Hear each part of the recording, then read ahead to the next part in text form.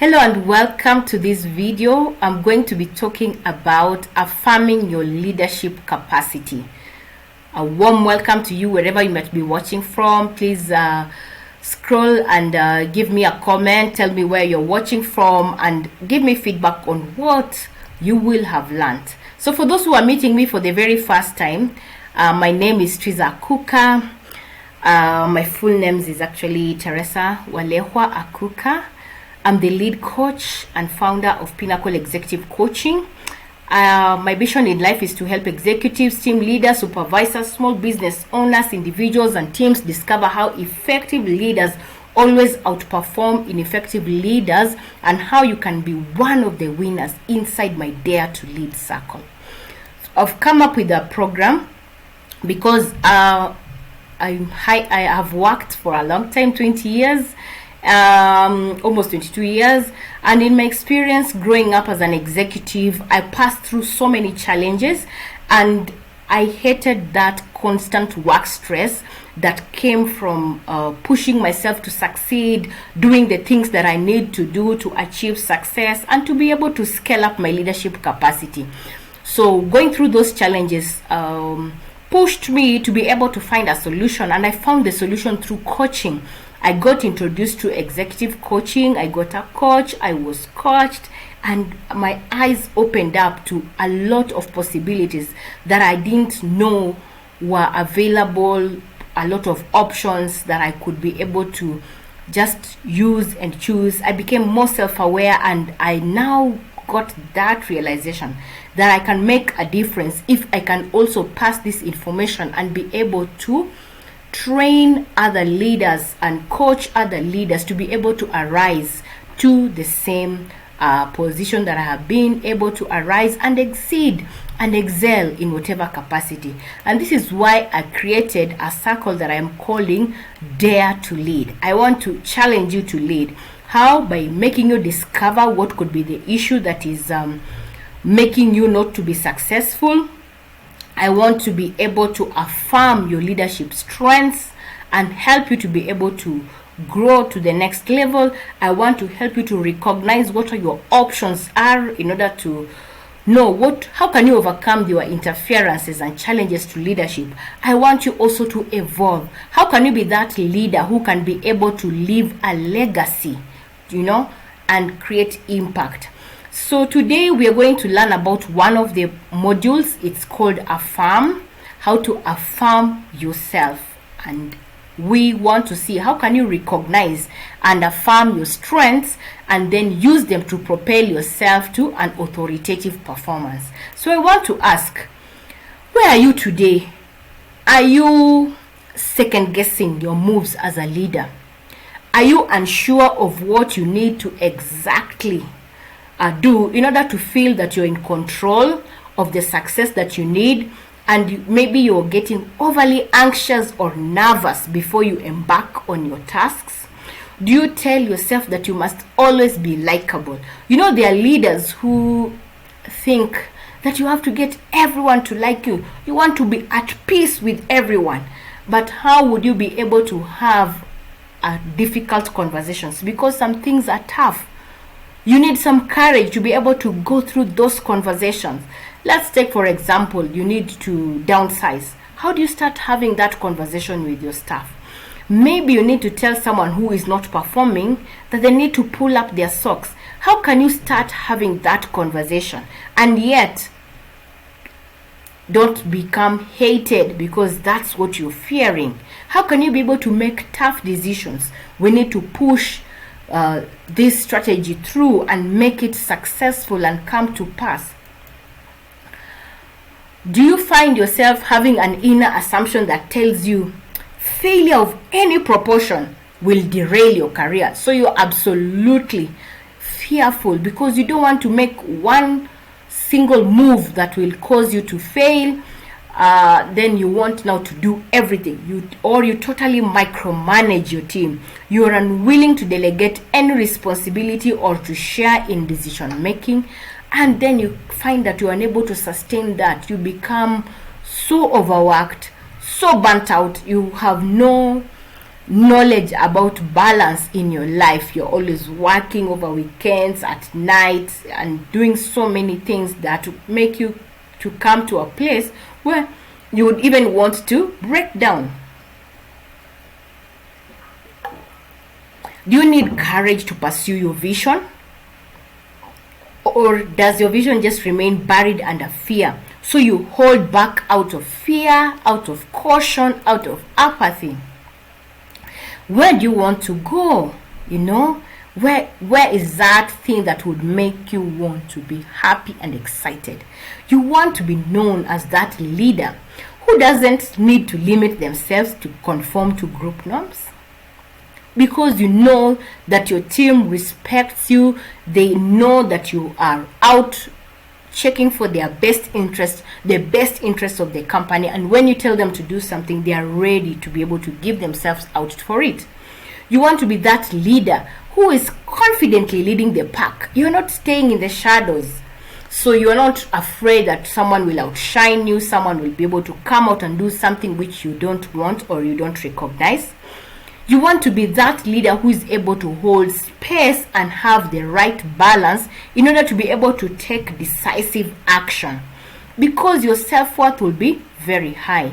You want to be a leader who propels yourself to an authoritative performance, a leader who can be able to achieve targets and be able to get that success that you need. So if this is not your current reality, it usually means that you are at a great risk. Leaders who default to a fear-based leadership style are at a high risk of losing credibility. This is because that very act of imposing fear to be able to lead is seen as a way of hiding your insecurities as a leader, and the team will be able to pick it up. If you have a team that is afraid to act or speak up, then you'll find that innovation stalls. You cannot get ideas flowing because people now retreat. They just want to survive. They want to be politically correct. If you're a leader who fears, then you will lose trust. And if you lose trust, then it will be very hard to build it. And if you don't have people who trust you, they cannot go over to be able to do the things that you want to lead them to be able to do. So you need to be able to watch out that you're not getting into that trap.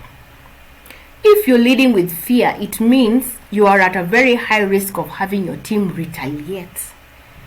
Because in the beginning, when people are operating in a fearful space, they will just comply, say yes, yes, yes. But after a while, that ends and people will now stop delivering, and then you enter into a vicious cycle.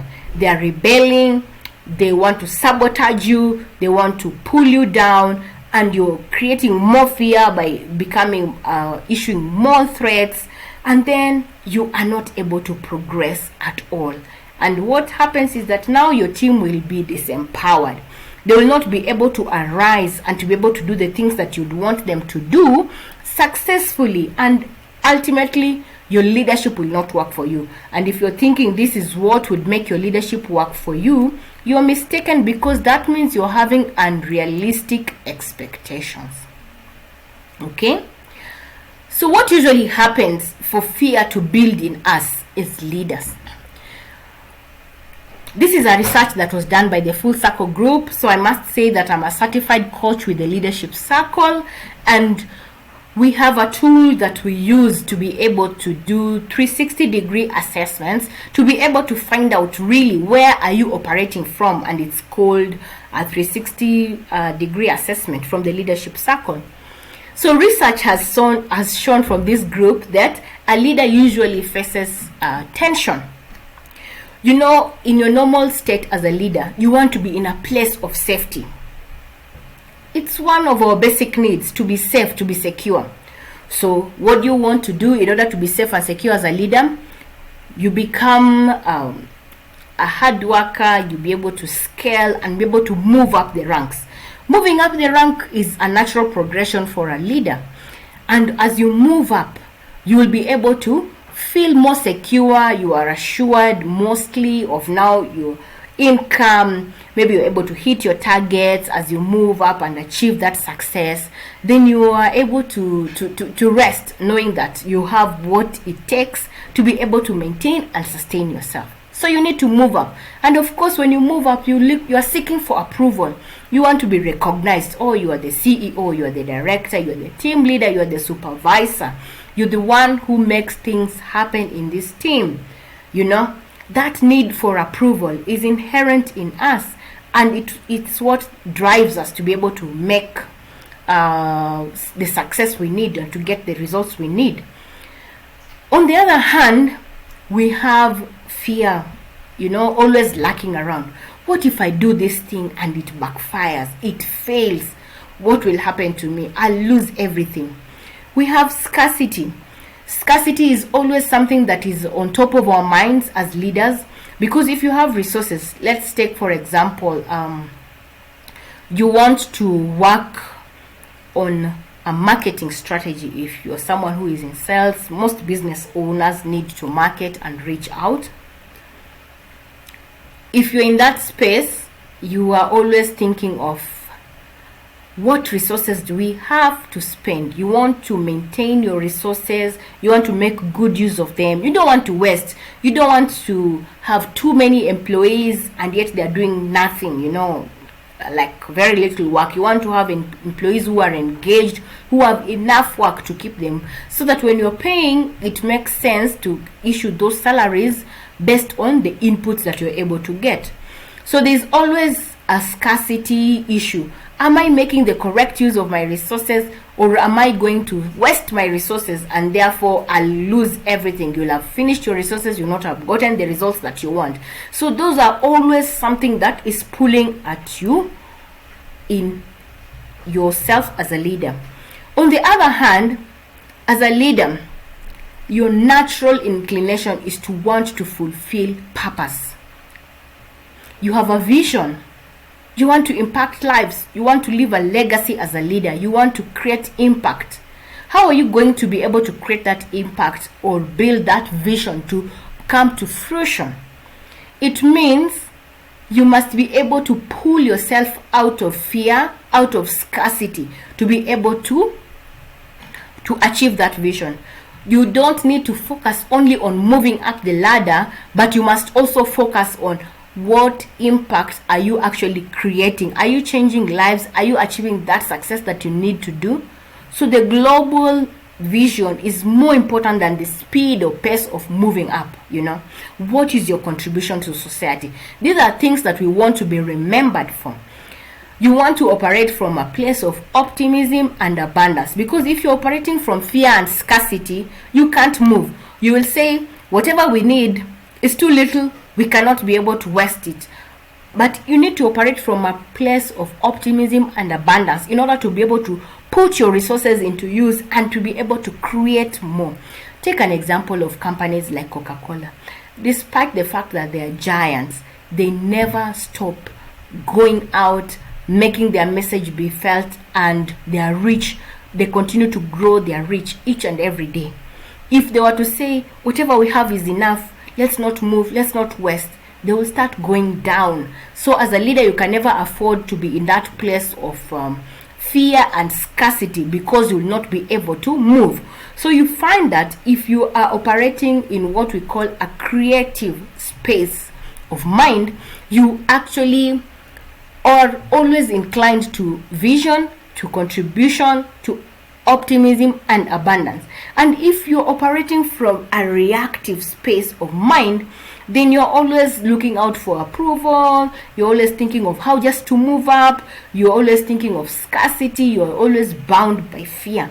And as a leader, you need to be able to know really where are you operating from. This is not something that you just think through, but you need to actually have something that will enable you to go behind the scenes to check what assumptions you always face or make when you face decisions, to be able to know this is where I'm operating from.